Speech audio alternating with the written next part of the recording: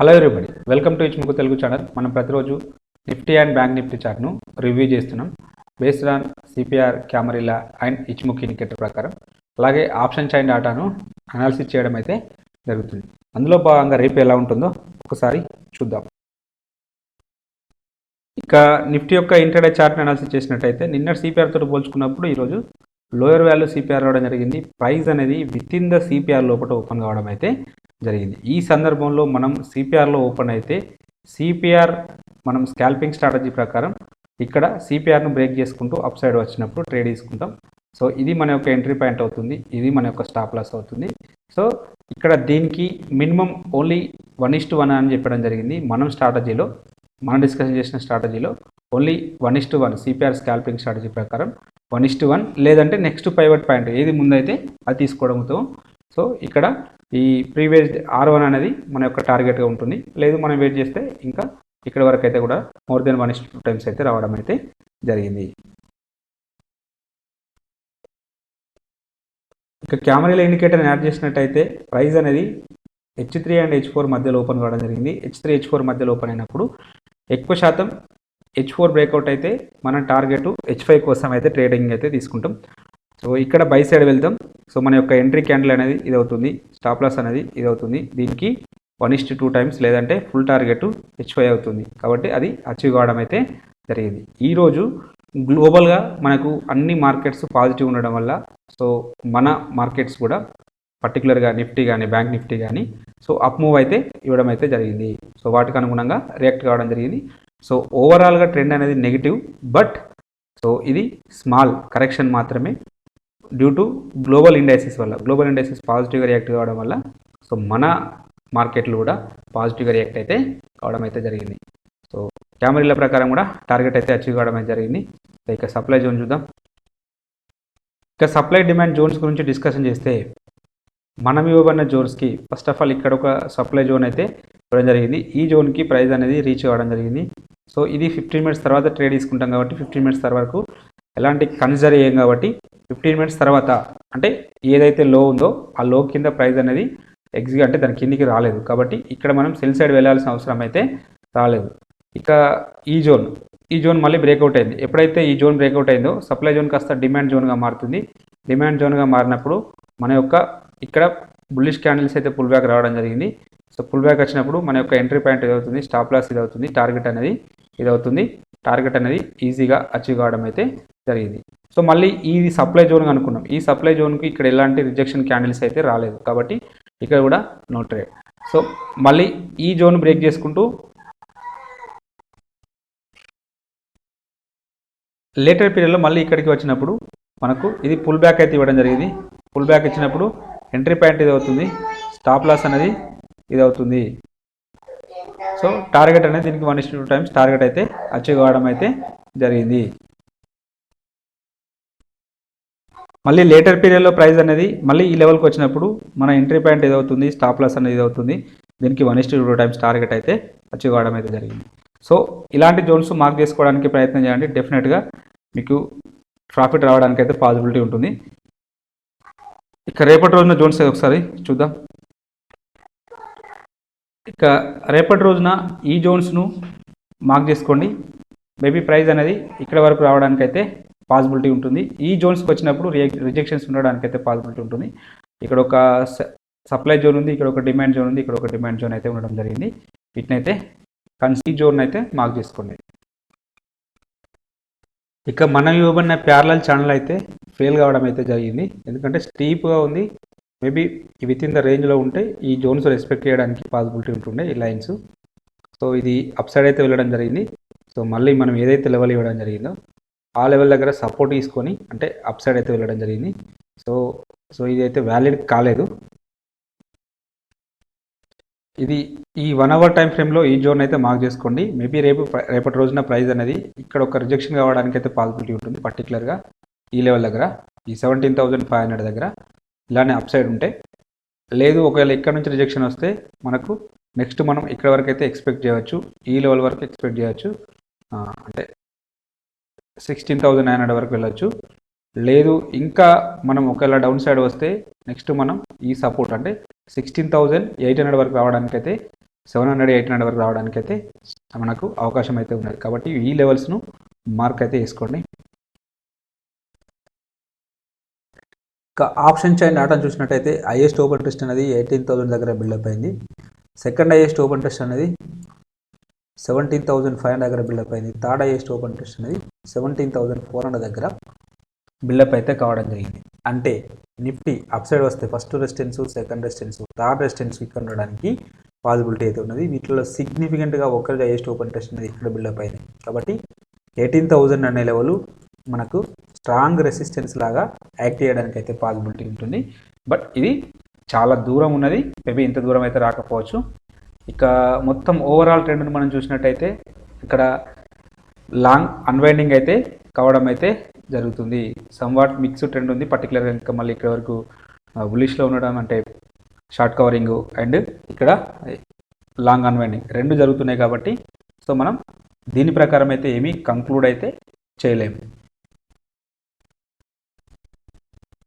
ఇక పుట్ సైడ్లో highest open test అనేది 17,000 దగ్గర బిల్డప్ అయింది.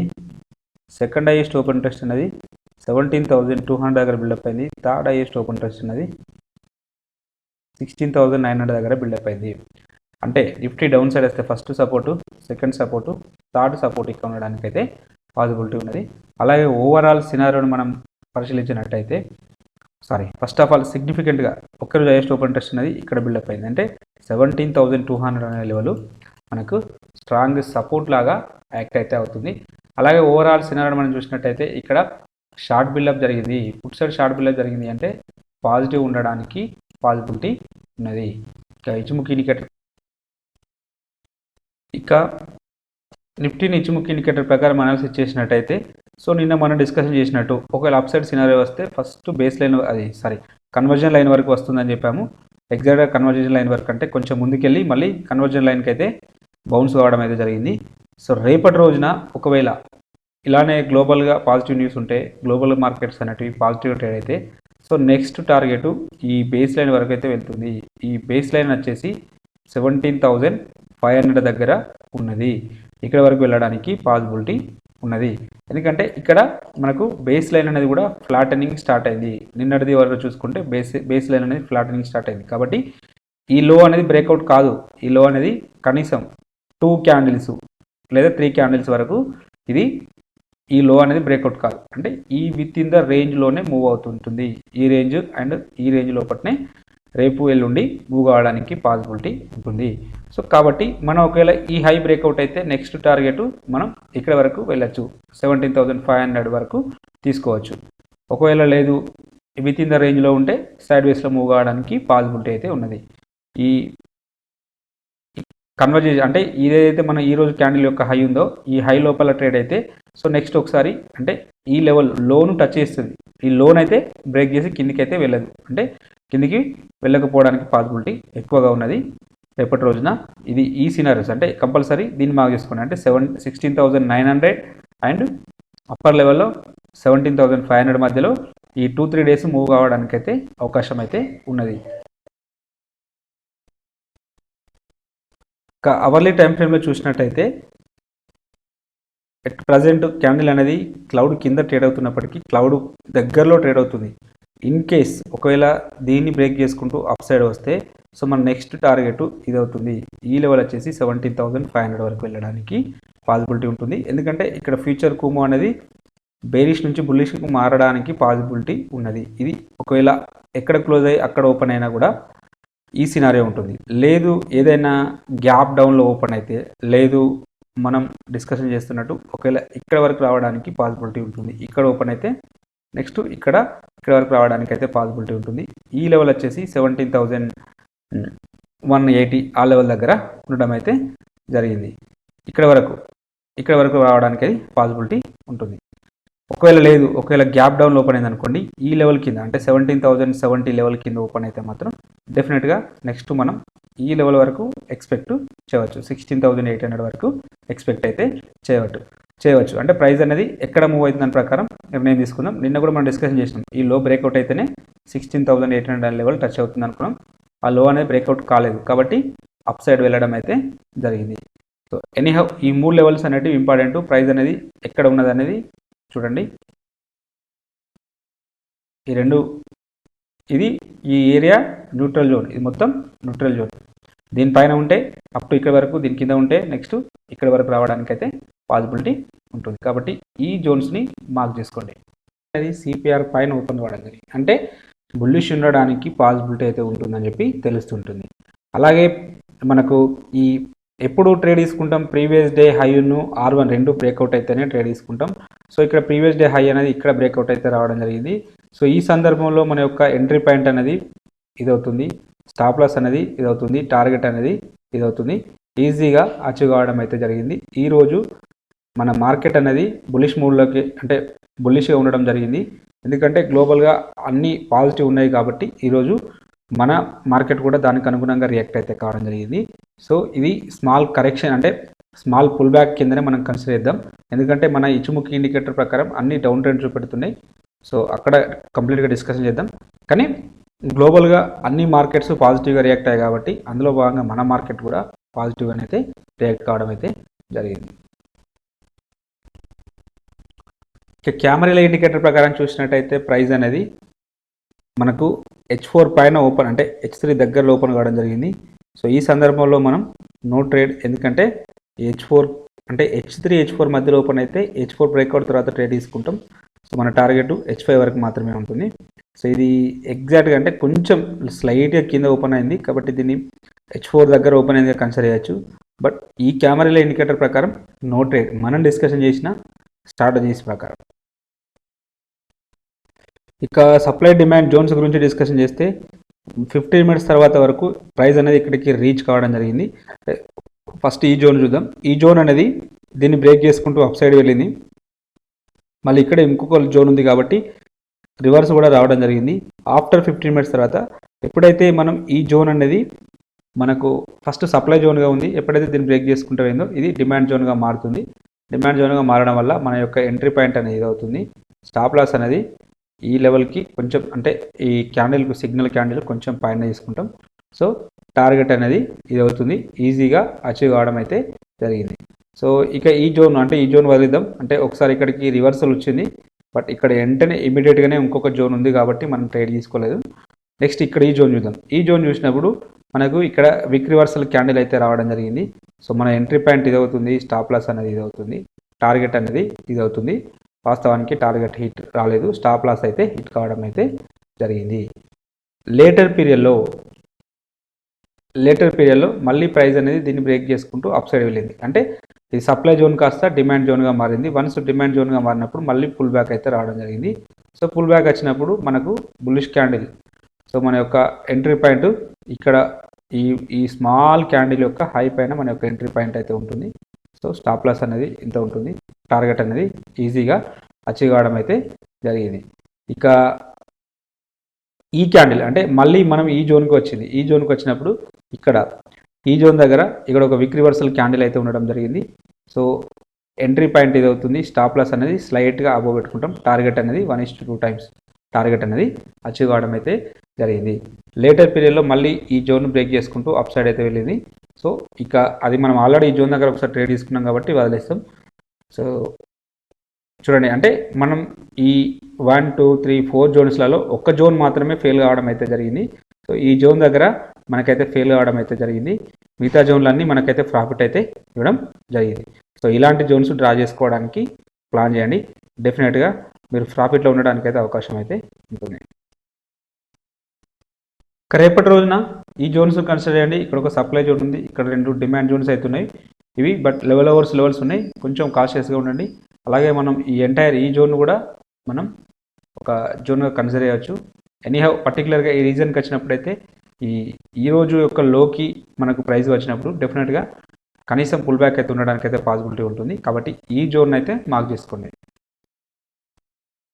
ఇక బ్యాంక్ నిఫ్టీ యొక్క ఆప్షన్ చైన్ డాటాను పరిశీలించినట్టయితే హైయెస్ట్ ఓపెన్ ఇంట్రెస్ట్ అనేది కాల్ సైడ్లో 37,000 దగ్గర బిల్డప్ అయింది. సెకండ్ హైయెస్ట్ ఓపెన్ ఇంట్రెస్ట్ అనేది 38 దగ్గర బిల్డప్ అయింది. థర్డ్ హైయెస్ట్ ఓపెన్ ఇంట్రెస్ట్ అనేది 38.5 దగ్గర బిల్డప్ అయింది. అంటే బ్యాంక్ నిఫ్టీ అప్ సైడ్ వస్తే first resistance, second resistance, third resistance ఇక్కడ ఉండడానికైతే పాసిబిలిటీ ఉంటుంది. వీటిలో సిగ్నిఫికెంట్గా ఒకే రోజు హైయెస్ట్ ఓపెన్ ఇంట్రెస్ట్ అనేది ఇక్కడ బిల్డప్ అయితే కావడం జరిగింది. అంటే 38,000 అనే లెవెల్ మనకు స్ట్రాంగ్ రెసిస్టెన్స్ లాగా యాక్ట్ కావడానికి అయితే పాసిబిలిటీ ఉన్నది. అలాగే ఓవరాల్ సినారియోని మనం పరిశీలించినట్టయితే పర్టికులర్గా ఇక్కడ వరకు లాంగ్ బిల్డప్ అయితే కావడం జరిగింది. సో పాజిటివ్ ఉండడానికి పాసిబిలిటీ అయితే ఉన్నది.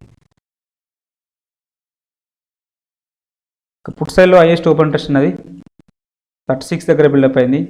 సెకండ్ హైయెస్ట్ ఓపెన్ ఇంట్రెస్ట్ ఉన్నది 35 దగ్గర బిల్డప్ అయింది. థర్డ్ హైయెస్ట్ ఓపెన్ ఇంట్రెస్ట్ ఉన్నది 36.5 దగ్గర బిల్డప్ అయింది.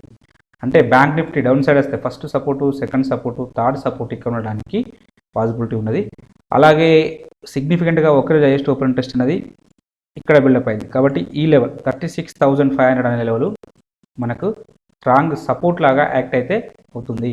అలాగే ఓవరాల్ సినారియోని మనం పరిశీలించినట్టయితే ఇక్కడ షార్ట్ బిల్డప్ అయితే కావడం జరిగింది. పుట్ సైడ్లో షార్ట్ బిల్డప్ అయిందంటే పాజిటివ్ ఉండడానికి పాసిబిలిటీ ఉంటుంది.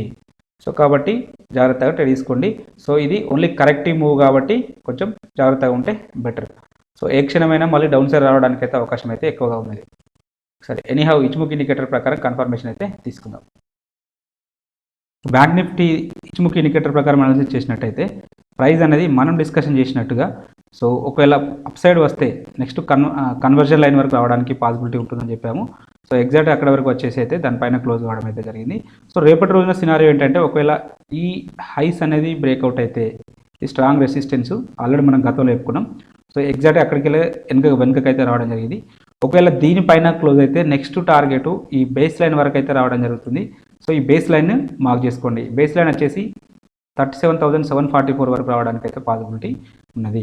ఒక్కవేళ ఎందుకు ఇక్కడ అప్ సైడ్ రావడానికి పాసిబిలిటీ ఉన్నదంటే సో మనకు ఈ స్పాన్ బి అనేది ఫ్లాట్గా ఉన్నది. స్పాన్ బి ఫ్లాట్గా ఉంటే సో ఈ స్పాన్ బి ఫ్లాట్ అయినప్పటి నుంచి అంటే ఆల్మోస్ట్ ఇక్కడ నుంచి ఫ్లాట్నెస్ అనేది స్టార్ట్ అయింది. సో మినిమం ఒక 6-7 క్యాండిల్స్ లేదా ఒక 9 క్యాండిల్స్ వరకు రావడానికి అయితే పాసిబిలిటీ ఉంటుంది పుల్ బ్యాక్. సో ఈ బేస్ లైన్ వరకు రాకపోయినా కూడా అట్లీస్ట్ ఈ మధ్యలో వరకు రావడానికి పాసిబిలిటీ ఉంటుంది. So first of all next target ఇక్కడ వరకు అయితే వస్తుంది. ఈ 37,400 వరకు రావడానికి స్ట్రాంగ్గా అవకాశం అయితే ఉన్నది ఒకవేళ పుల్ బ్యాక్ వస్తే. లేదు ఒకవేళ మళ్ళీ గ్లోబల్గా ఏదైనా నెగిటివ్ న్యూస్ వచ్చింది అనుకోండి, మళ్ళీ డౌన్ సైడ్ వస్తే ఈ క్యాండిల్ యొక్క లో అనేది బ్రేక్అవుట్ అయితే నెక్స్ట్ ఫస్ట్ సపోర్ట్ అనేది 35,500 వరకు దగ్గర ఉంటుంది. ఇన్ కేస్ ఇది బ్రేక్అవుట్ అయితే ఈ 34,500 వరకు కూడా వెళ్తుంది. సో కాబట్టి ఈ లెవెల్స్ను మార్క్ చేసుకోండి డే టైం ఫ్రేమ్లో. ఇక అవర్లీలో చూద్దాం. అవర్లీలో చూసినప్పుడు ప్రైస్ అనేది క్లౌడ్ను బ్రేక్ చేసుకుంటూ అప్ సైడ్ అయితే రావడం జరిగింది. క్లౌడ్ పైన క్లోజ్ కావడం అయితే జరిగింది. రేపటి రోజున ఇది ఫ్యూచర్ కుమ్మో బులిష్లో ఉన్నది కాబట్టి ఒకవేళ ఈ హై అనేది బ్రేక్అవుట్ అయితే సో మనకు నెక్స్ట్ టార్గెట్ ఇక్కడ వరకు అయితే ఇక్కడ ఒక గ్యాప్ జోన్ అయితే ఉండడం జరిగింది. సో ఈ గ్యాప్ జోన్ ఆల్రెడీ ఇవాళ రెసిస్టెన్స్గా ఫేస్ అయితే కావడం జరిగింది. మేబీ రేపటి రోజున ఈ లెవెల్ను ఒకసారి టచ్ చేస్తుంది. ఇన్ కేస్ ఒకవేళ గ్యాప్ అప్ దీనిపైన ఓపెన్ అయింది అనుకోండి, మళ్ళీ ఏదైనా పాజిటివ్ న్యూస్ వస్తే నెక్స్ట్ టార్గెట్ 38,000 వరకు అయితే రావడానికి పాసిబిలిటీ ఉంటుంది.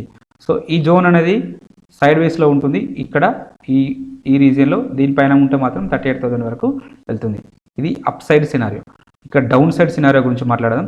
డౌన్ సైడ్ సినారియో ఒకవేళ ప్రైస్ అనేది ఈ విత్ ఇన్ ద క్లౌడ్లో ఉంటే కూడా సైడ్ వేస్లోనే మూవ్ అవుతుంటుంది.